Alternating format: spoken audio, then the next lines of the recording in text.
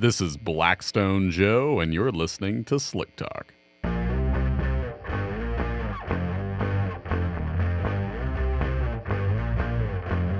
If I say I'm an oil man, you will agree.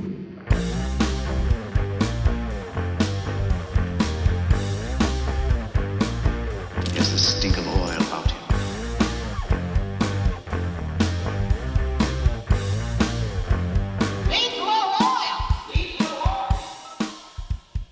Hello and welcome into episode 147 of Slick Talk. I am your host, Blackstone Joe, and I'm glad you're here. So one thing that happens to me a lot is I'll be asked to explain oil analysis, not to those of you that know, but the uninitiated, people who are completely unfamiliar with the concept of testing used oil to find out what's going on in the system that's tasked with taking care of. And sometimes people are so caught off guard by the concept that they say, well, I'm not sure I would need that, or what would I use that for, just me and my car? And I have a good example of exactly why oil analysis is important for whatever it is you own, and it's for catching a problem in the early stages.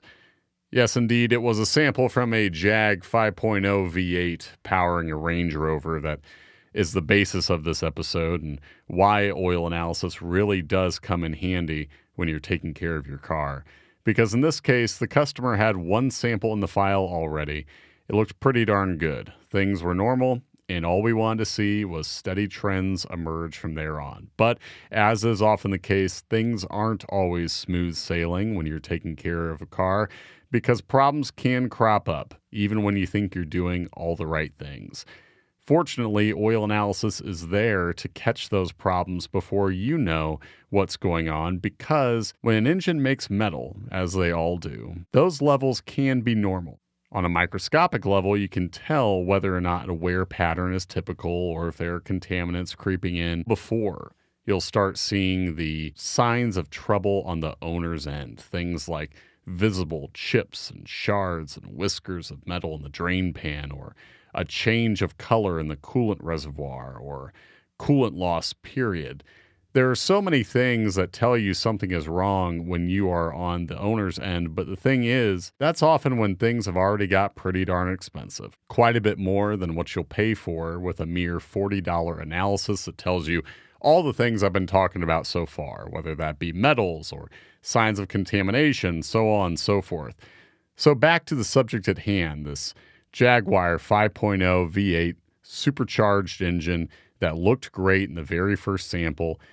And then things took a bit of a turn in that second sample the customer sent along. And on the oil information slip, they didn't mention being aware of any particular issues. And sure enough, it was this second sample that got their attention, especially after we pointed out considerable increases in a couple of elements, that being potassium and sodium. Now, we aren't talking about bananas or the stuff you season your popcorn with in this particular instance. These are the elements that when they show up in used oil, they speak to something else entirely, that being glycol-based coolant reaching the engine oil. So no, this is not a matter of someone sabotaging you with a banana peel or the leftovers of their movie theater popcorn bucket. Instead, these elements speak to that dastardly contaminant known as coolant, which has put more engines in the boneyard than any other contaminant I can think of, at least those that we see in testing. So in this particular instance, we were able to alert the customer to the presence of coolant. But here's the good news.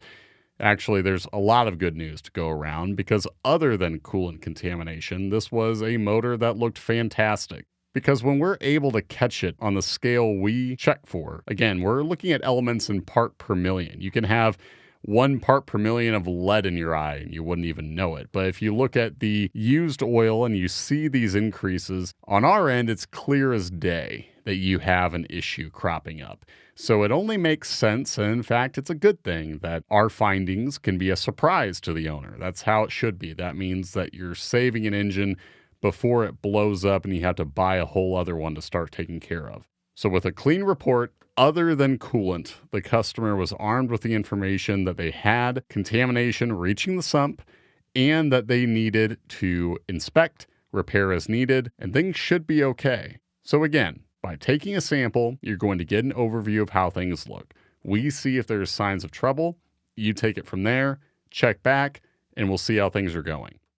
But in that process, we also appreciate when owners reach out, follow up on how things are going, what all they were able to find. Because while we can identify contaminants as they reach the oil, how they got there is another matter. Sometimes we have corresponding increases to tell us whether or not it's a likely blown gasket or maybe a cracked cylinder head, but the used oil doesn't always tell you where that contamination came from, and that's why we appreciate an informative follow-up, and that's exactly what the customer had.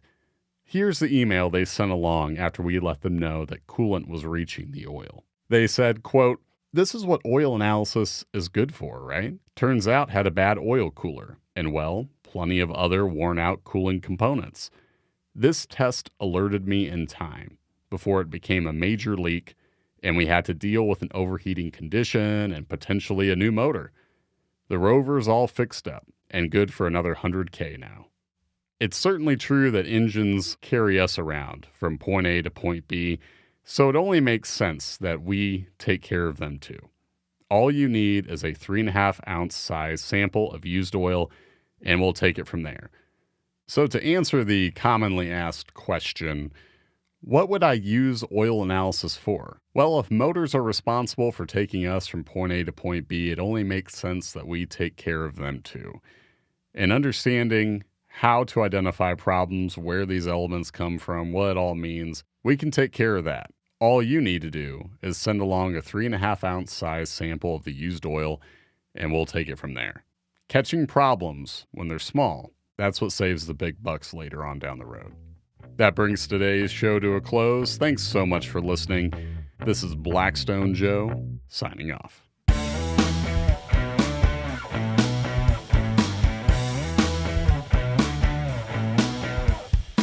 The Slick Talk podcast is powered by Blackstone Laboratories. If you're ready to start your oil analysis journey, visit blackstone-labs.com to order your free test kit.